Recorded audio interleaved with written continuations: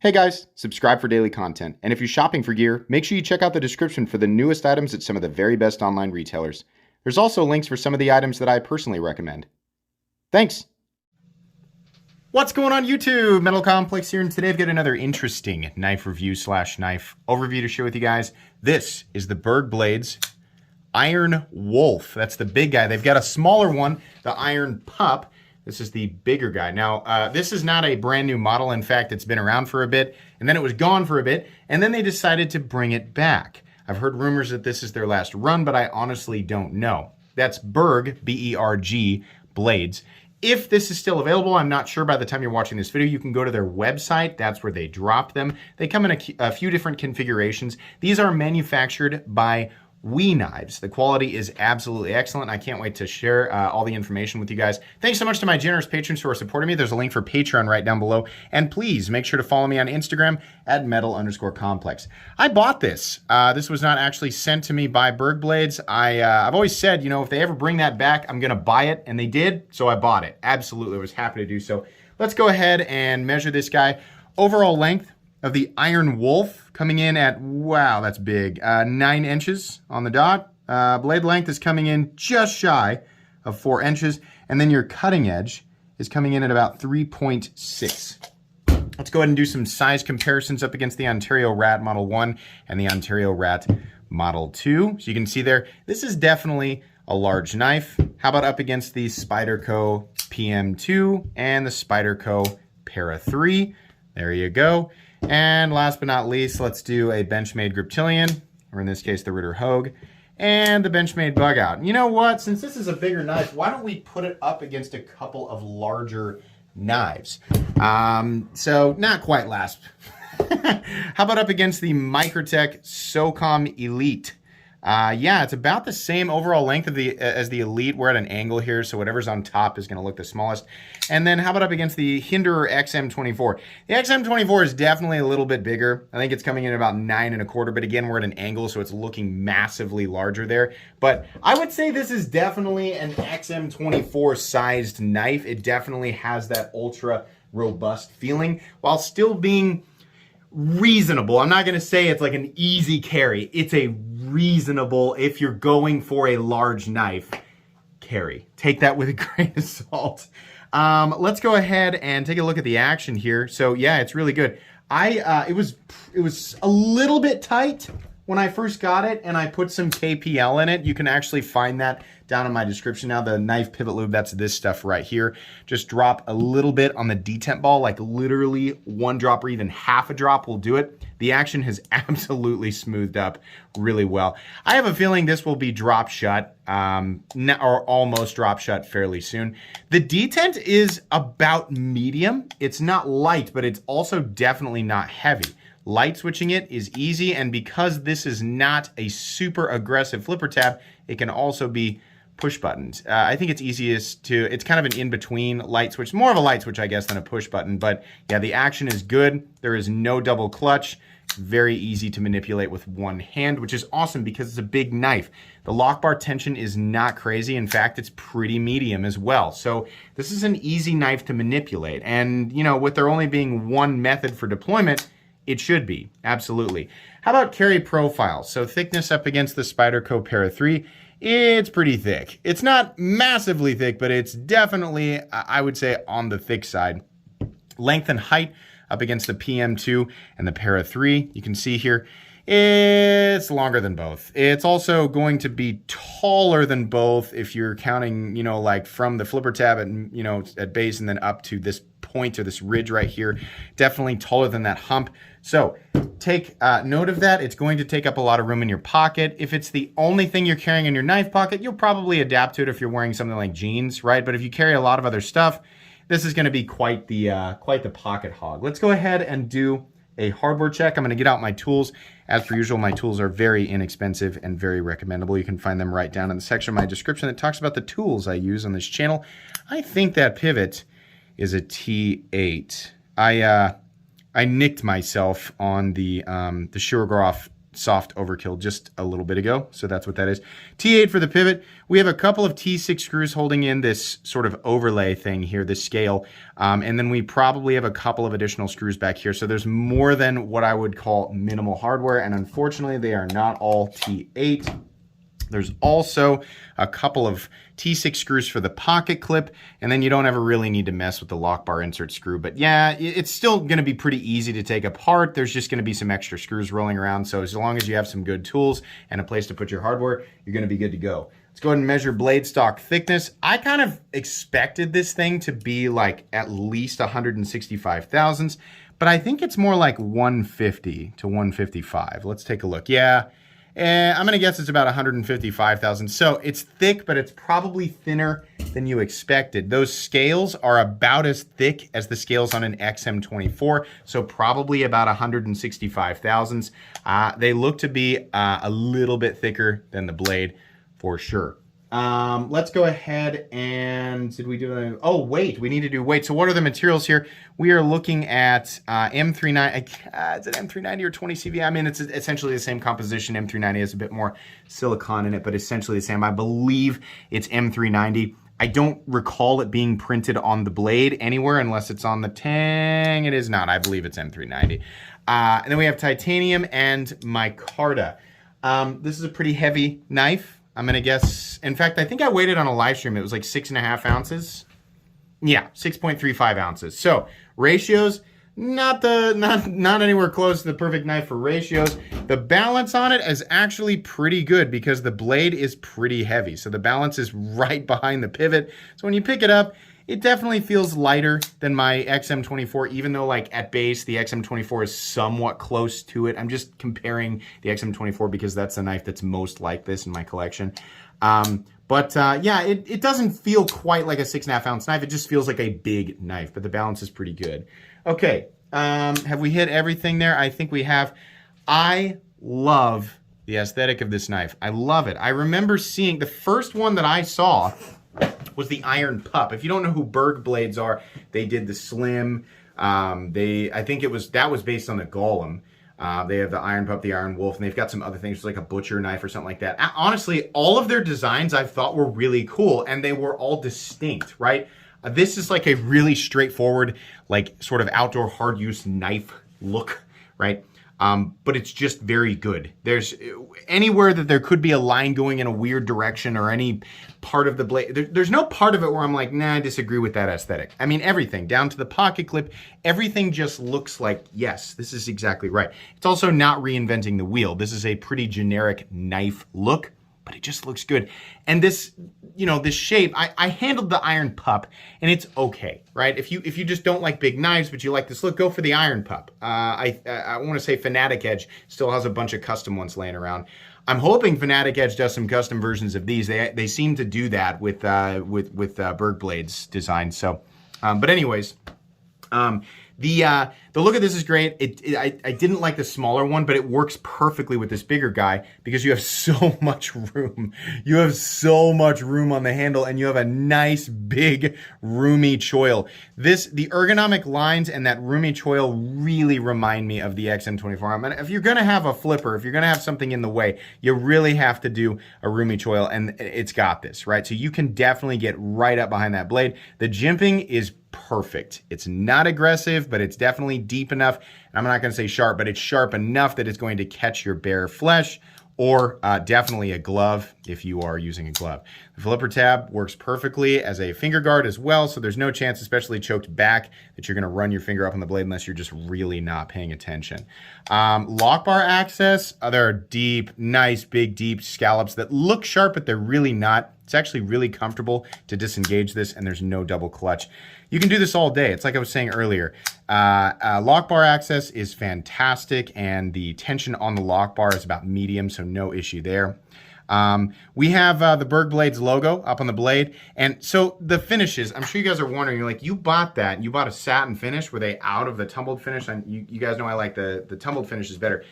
So the choices of my micarta were only OD green and like a coyote or a tan. And that's fine, some people like those. I will almost always take a, if there's an option for black, G10, carbon fiber or micarta, I'm going to go with that. If they had that as an option, I would have definitely gone with their darker tumbled finish for the blade, which is almost exactly what you're seeing here on this well, it's a faux bolster. But I went with this. This was my favorite combination, the green and because I wanted a breakup here. I was like, well, I don't really like the idea of going like with a concrete OD. I would do that with black. I don't know why. It's kind of hard to explain why you want certain aesthetics. But this is the one that looked the best to me. The dark tumbled finish does look really good. And then they also have like a tumbled DLC finish. None of the options that they had were bad. This was just the one that I liked. I really wish that they had done a black micarta option. It's usually when, we have three options, we have tan, OD, and black. For some reason, they just decided not to do it. I think the original did have carbon fiber as an option. I also think the original was an exposed frame lock. You can see here that that is not completely the case here. It's partially exposed. It's kind of like a faux bolster lock. I don't know. People have different ways of saying it. I'm sure there's a correct way to say it, but basically, without getting hung up on exactly what this is called, we have a frame lock that is partially hidden underneath a scale, which is really nice. I'm at the point now where, frame locks are fine, liner locks are all fine. They need to be, whatever the lock is, it needs to be covered. The lock, it should not be exposed. I prefer that it is not exposed because it just creates a problem when you're trying to figure out where to put your hands when you're deploying the blade. If you put too much pressure on that lock, it's going to be harder to open, right? So I like that this is partially closed. There's also plenty of room, so even if you do happen to get your fingers up here, it's much less likely you're going to land on that lock bar, much more likely you're going to land on the frame, so I really like that. Ergonomics, this is really good. It is a brick for sure, but it's a nice, comfortable brick. These edges are nicely chamfered down. This milled pocket clip is wonderful. These edges that look sharp are not really sharp. This is all flat, right? So this is just great. I have no problem with this. I feel like I could work with this all day, and there would be no issues. The blade, I think we started to talk about the blade and then just stopped. The satin finish looks really good. I mean, the satin finish is not my favorite finish by a long shot, but WE does a good job with it. It looks like we've got horizontal flats up here. I'm not sure if they're hand done. It honestly looks machine. I don't know. And then we have a machine or like a belt satin finish on the bevel down to the cutting edge. We have a nice big swedge up here, looks great. Flat carries out about 75% the length of the blade. It is definitely robust all the way out to the tip. This is a knife that was meant to be robust. I think an interesting thing here is that we have a slight, sorry, my camera, tanto. I mean, the slightest, look at this, you can see there's a distinct change in the angle right there. It's just like a straight edge, and then it's right here, and then there's some belly. So interesting.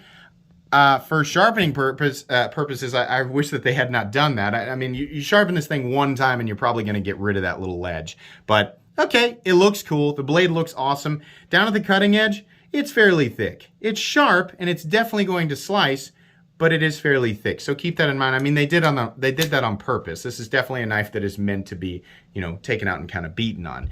I don't think that M390 is the best choice for a big, robust knife. It will work and it will hold an edge, but if you're gonna take this thing out and be a little bit rough with it, M390 is not the best composition for that. Crew wear, something like S45, if we're trying to go semi-stainless or fully stainless, right? I think MagnaCut's a great option for mega hard use. I mean, something like 3V for sure. Like if we're trying to go with premium steels, things like that. This is okay. It's just kind of, M390 is just the one that everybody just automatically like, oh, M390, it's premium, right? So that's going to be worth the money. It wouldn't be my first choice, but it's fine. It will work just fine.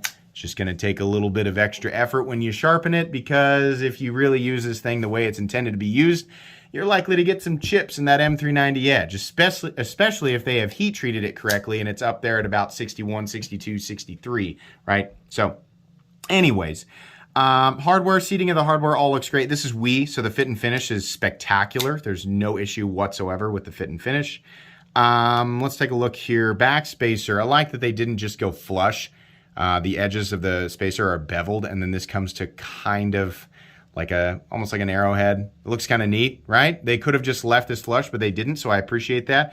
I appreciate the dark concrete, like on the tumbled titanium, it looks good up against the micarta. The micarta will absolutely pick up hand oil, so it's going to darken up no matter what. The OD looks pretty good. I mean, as far as like other colors go, I like the OD green scales. I think they're all right. This is one complaint that I have with this knife, and for a lot of people, it's just not going to matter. Is it the lanyard hole? There's no lanyard hole. I don't care about that. I don't care. Don't care about that lanyard hole not being there. The carry depth on the clip is needlessly shallow. It's right. Some people are going to call this medium, and some people are going to call it shallow. I'd say it's right there on the line, maybe a little bit past, dipping into shallow territory. There is quite a bit of knife sticking up out of your pocket. There's also a crap load of knife in your pocket because this thing is so big. I don't know why this area of the clip has so much titanium on it. It really didn't need that much, and we could have got, I mean, it's because they wanted to bevel this and have the angle look cool, right? But we probably could have backed this up, put the screws closer together, and put that, you know, that chunk of titanium, backed it up just a little bit, and maybe had it carrying something like this.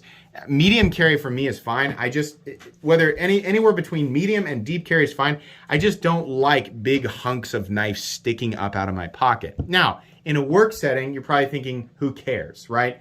Well, yeah, fair enough, right? The retention on the clip is good. I mean, I'm sorry, is it? Yeah, retention. Sorry, clip retention. This is a tight clip. Once that's in your pocket, it's not going anywhere, and it is titanium. There's also a nice bellied lip to the pocket clip, so that's going to slide easily over most pocket seam thicknesses. If you have ultra heavy duty work pants, you might have to use two hands.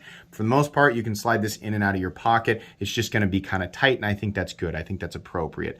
The transition between the titanium and the micarta is fantastic. It is essentially seamless. Wee does a great job with this, and I have no complaints whatsoever.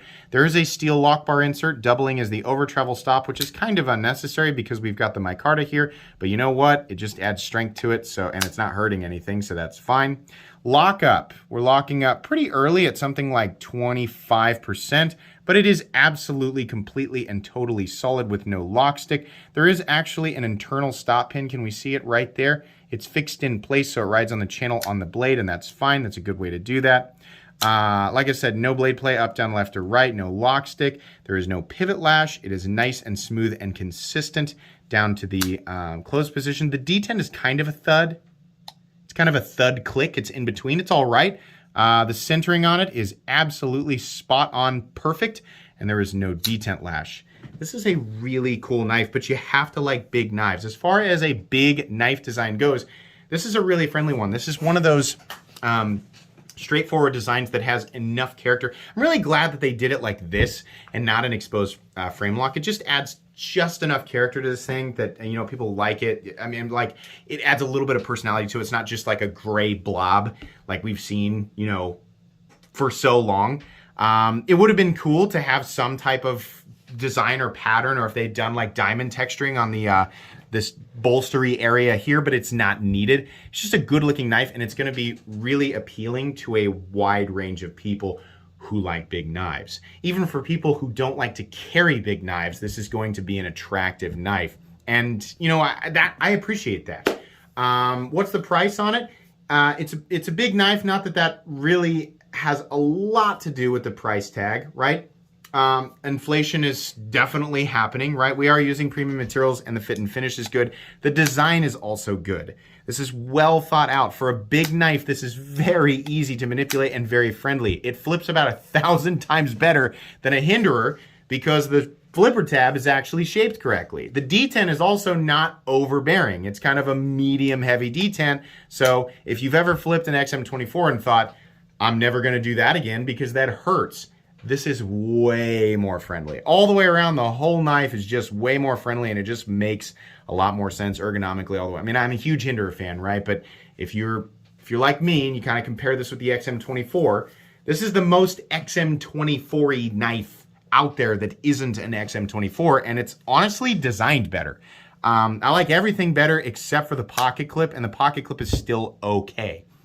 So kind of, rating this as a large knife as it was intended, I think this is really, really good. Do I think the price tag is fair? $325 is a lot of money. I expect these super high-end production Chinese knives that are, made like this, I expect them all to kind of fall under $300. And if you're going to go over $300, you better hit all the marks. And this pretty much does. I really wish that this had stayed at about $290 to $300. $325 isn't like a, oh my gosh, it's such an amazing deal, it's blowing my socks off. But then again, it's also one of the more compelling things out there at this price tag right now, in my opinion. The last time that I bought a knife in this price range was a long time ago, because I just keep seeing the same type of stuff over and over and over again. And a lot of you might be looking at this and saying, that looks exactly like that. Oh, the same type of stuff over and over and over again. Concept has a knife called the Shikari, I think, that is very similar to this. The only thing that I would say I like substantially more about this knife is it just has some more aggressive lines. I like Wee's satin finish more than I like Concept satin finish. Theirs tends to be a little bit yellowy. And I also definitely like this pocket clip shape better. That's an aesthetic choice, I understand. The one on the Shikari looks a lot like a spoon. But yeah, I mean, like that's a good example of like a head-to-head kind of thing. And the Shikari comes in a little bit less. I want to say it's like $275 to $290. Maybe it's $300. Maybe I'm wrong. Maybe it's a little bit more. If the Shikari is under $300, I mean, it's one of those things. It's like, yeah, there are competitors out there that are made almost exactly the same way that are a little bit less. So like I said, it would have been nice to see it $300. But honestly, at $325, it was such a no-brainer for me. I'm just really happy with this. This is a big knife, so it's not going to be for everybody. But generally speaking, those of you who do like knives on the larger side, or if you are looking to get your hands on a larger knife, maybe it's like, I've preferred knives in a certain range of length or a certain size, and I've just been curious about larger knives, but none of them have spoken to me. This is one of those larger knives to get your hands on. If you are watching this way in the future and it's not available anymore, I mean, what can I do? I can only make content about stuff that's available during the time that I'm making the video, right? But it might be worth hunting one down if you can get it for a good deal. If you can get it right now, $325 I think is fair. Honestly, I like this knife. This is a knife that is definitely recommendable. It's also one of my favorite knives that I've ever handled. So it's gonna go in both of those playlists. And it should, because I bought it for my collection. I really, really like this knife. I knew that I would, so I'm really happy with this purchase. That's really all I have to say about it. This is just a generically good, recommendable, big sledgehammer of a folding knife that is designed extremely well. I like Berg blades. I'm excited to see what else they come out with in the future. Please make sure to follow me on Instagram at metal_complex if you enjoyed this video. Leave a like. If you'd like to check out my other content, I do, of course, have lots of videos of knives that are either expensive or inexpensive that I do or don't like, so check those out. And if you enjoy all my content, go ahead and click on that Metal Complex logo right there and subscribe, because there's definitely more coming. Thanks again for watching, everybody, and have a great day.